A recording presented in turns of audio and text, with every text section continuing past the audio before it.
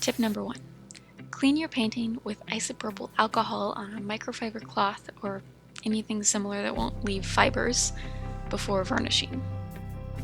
I didn't do this with the first few paintings I varnished, and they look fine, but when I do clean them beforehand, I get a bit of grime off the paintings, and you'll find that if you clean an older painting, maybe one that you painted a year or so ago, you'll get quite a bit of grime off, and you don't want any of that in between your painting and your clear coat. Okay, so why isopropyl alcohol? It's not super necessary, but unless your painting is filthy, you really don't need soap or anything to wipe off dust from a hard oil surface. Water works pretty much just fine and ensures that you're not leaving any soapy residue on your painting.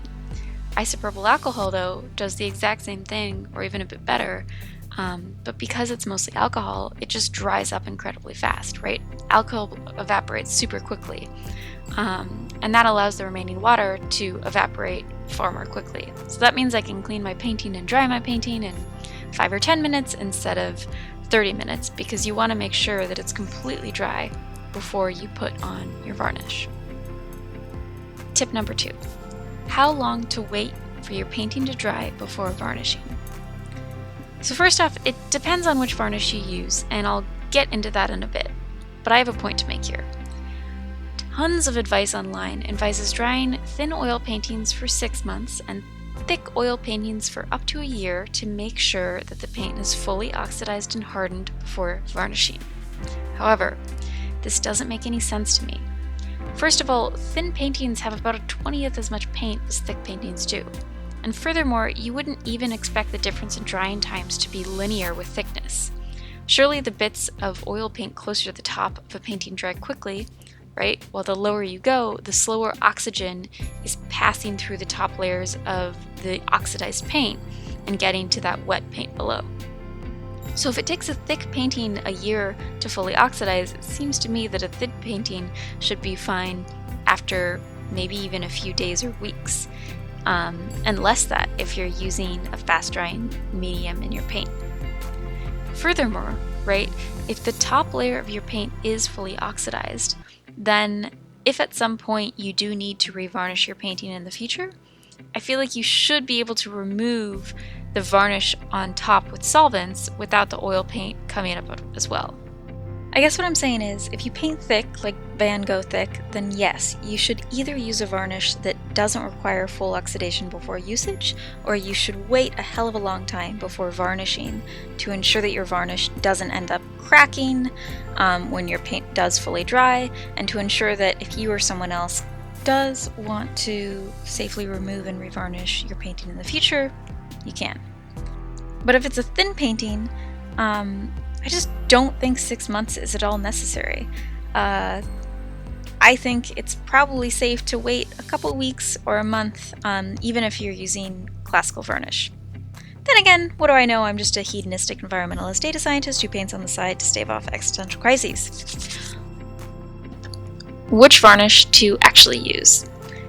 There's a ton of varnishes out there, and I consider doing this giant long diatribe on what information is out there and all the options, but instead I'm just going to say that I either recommend using a kind of more classical modern varnish like Winsor & Newton's high gloss or semi-gloss or satin artist varnish, using Gamblin's Gamval varnish, which tends to be lower odor, it seems healthier, and theoretically can be applied before a painting is fully cured, unlike the Winsor & Newton stuff. Gamble seems a lot better.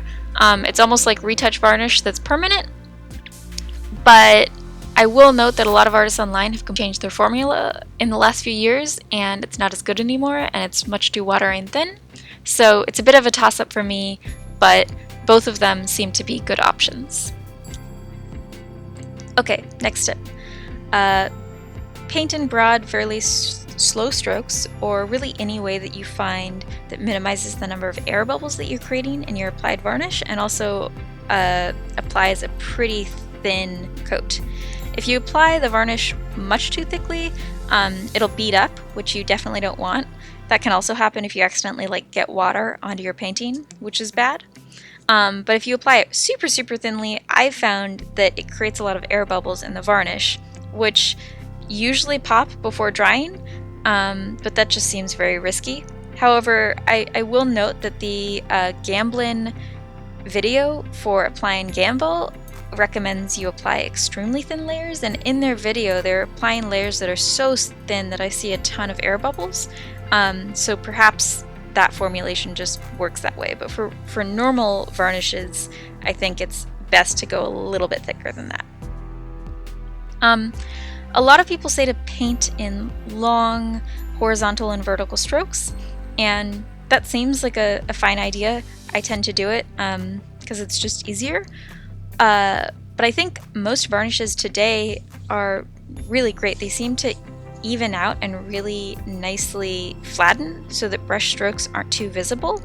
And the real danger is just applying the varnish for too long, right? So if your varnish starts to dry, and you paint over it, then you might end up getting really visible brush strokes, which is not what you want.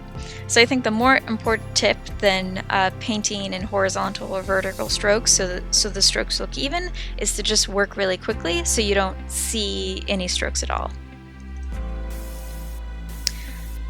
Final tip, dry your painting for at least a few hours horizontal, so that the varnish sort of doesn't risk dripping down your painting or letting gravity make the thickness of the varnish different.